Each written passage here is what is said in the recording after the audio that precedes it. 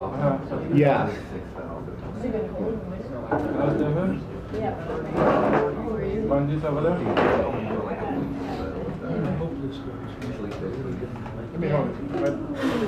Ladies and gentlemen, hobos and tramps. Gonna come on the stage now, Sally? I just got the kite from the sun. Sorry. Okay, well. I'll put mine on your stage. You're on the stage, dear. She just can't wait to do her set. Don't blame her. I love her poetry. So welcome to the Sacred Grounds, our Thursday night open mic, everybody. Hello, hello, hello. We have a lot of new people tonight as well. Not all of them are here yet, but they'll be arriving. So we're going to start off with our feature. Now our feature this week is Robert Smith, the wordsmith you've all seen, and he's done a feature here before in the past, and I'm excited about him doing his poetry for us tonight. So let's please welcome to the stage with a big round of applause, Robert Smith, ladies and gentlemen.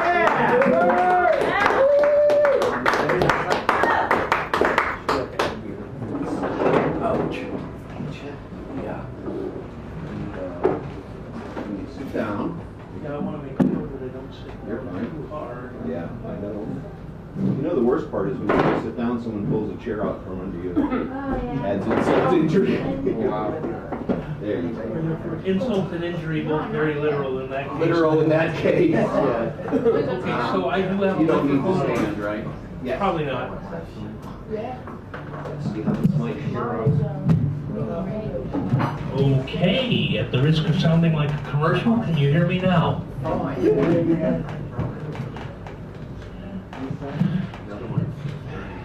All right.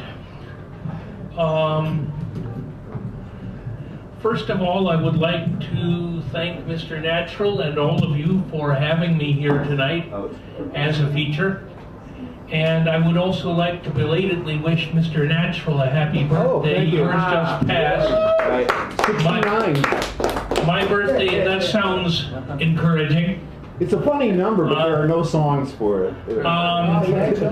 Anyway, my own birthday actually is coming up on Sunday, so I consider featuring here as an early part of my celebration. Happy birthday. And thank you. I'm going to start with a poem I just wrote yesterday to keep it current. I discovered what I think is an interesting coincidence. See if you agree. This is called Bob Dylan and Molly Bloom. Exactly 50 years ago today, an anthem, vitriolic and surreal, whose weirdness never ceases to appeal, recorded in Columbia's Studio A. And that was 61 years to the day when Molly Bloom, assuming she were real, who might have asked herself, "How does it feel?" dismissed her scruples and began to stray. On June the 16th, 1965, particularly acid acetate captured an outrage vibrantly alive. How strange a thing it is to contemplate Molly's soliloquy, where we arrive, coincidentally, on that very date.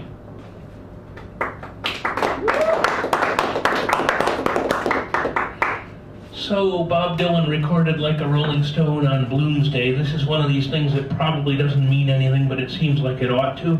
Bloomsday? James Joyce's Ulysses is set on the 16th of June, 1904, all on that one day. The main character's name is Bloom, and it records everything that he does during that day. Everything, like taking a shit and everything. Right. And so June 16th, if you're a James Joyce fan, is Bloomsday. Bloomsday, okay. All right, changing it up quite a bit. This is called A Grave I've Never Visited, and it's in memory of Adrian Stengel. Only 2 photographs turn up online. Your face, calm and unwrinkled, is the same. Your gentle grace, so daunting to define. A granite marker bears your maiden name. The stone, elaborate, is fashioned in the image of the temple at Wilmette. Another journey missed I don't regret.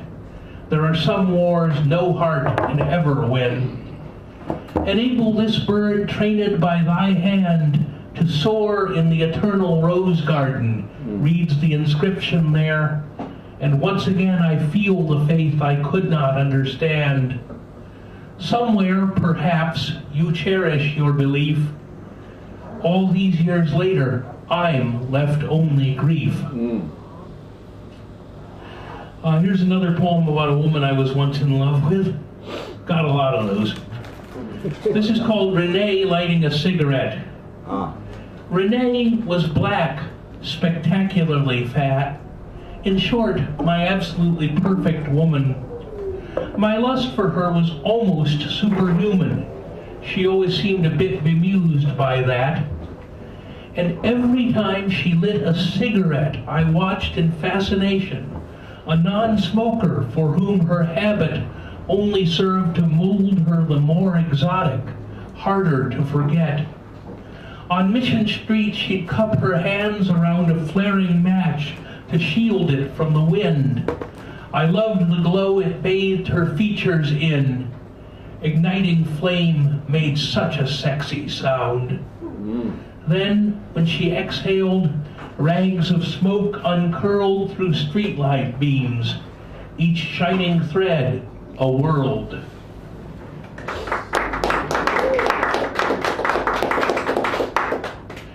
Thank you. This is called He Must Mean His Aunt.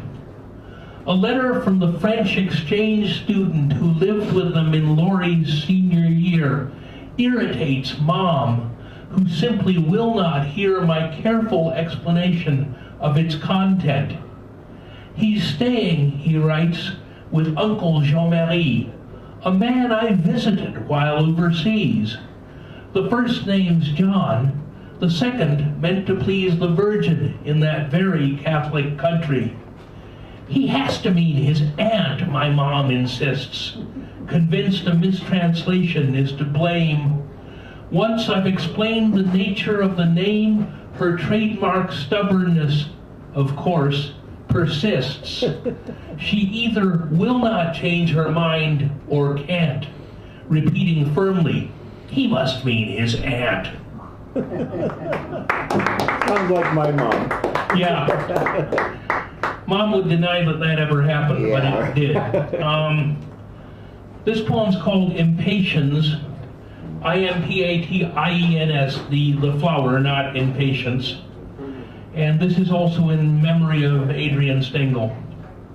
Pink, heart-shaped petals, vivid in soft light, reduced to nothing now but memory, still stain a letter I will never write, dead words encrusted with futility.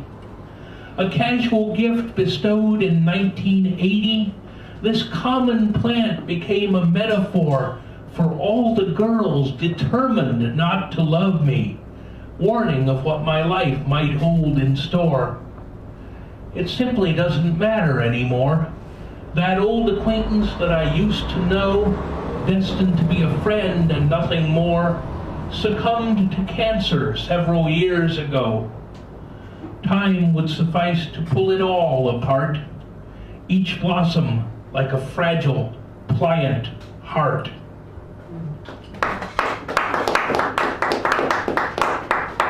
Here's another Bob Dylan-related poem. I've done this one here before. This is called Listening to Dylan on the Muni Metro a month after my father's death. His acid snarl erupts inside my brain, and suddenly I'm 22 again. I step across the gap onto the train. Oh, Mama, can this really be the N? My world still seemed so permanent back then. This was before I married, lost my wife, and in the years that followed, many friends. How innocently sure I was of life. My father's memory cuts like a knife. One night he knocked, my music up too loud. I half expected to be skinned alive. Certain such ruckus wouldn't be allowed. To my surprise, Dad grinned and said to me, "Oh my, Bob Dylan is good, isn't he?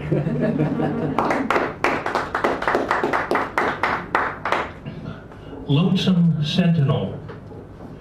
Glimpsed through the tinted window of a bus on the New Jersey Turnpike at twilight, a broken smokestack pressed against the night proclaimed the place a vanished factory was. The lip was crumbled, but the stack stood tall, a pedestal supporting the first stars, rising above the flood of passing cars, a derelict, a lonesome sentinel.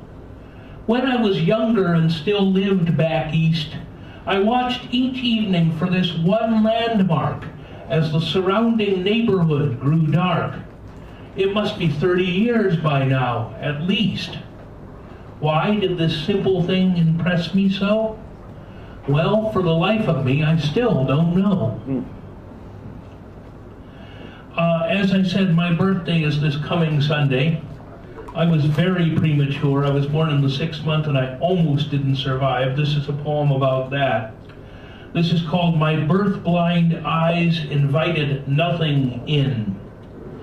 In 1957, I would arrive just after midnight on the summer solstice, the hapless victim of divine injustice, born early and at first barely alive. My birth-blind eyes invited nothing in. In the glass coffin of the incubator, one of so many tombs life had in store, I struggled fiercely with a fierce season. Later, when light began to penetrate that gentle darkness stolen from the womb, phantasmal figures hovered in the room. Something unspeakable was lying in wait. A lifetime's worth of trying would not dispel a radiance that didn't wish me well. These are all sonnets, which is a traditional form. Most of you probably know what they are. 14-line poems with various rhyme schemes.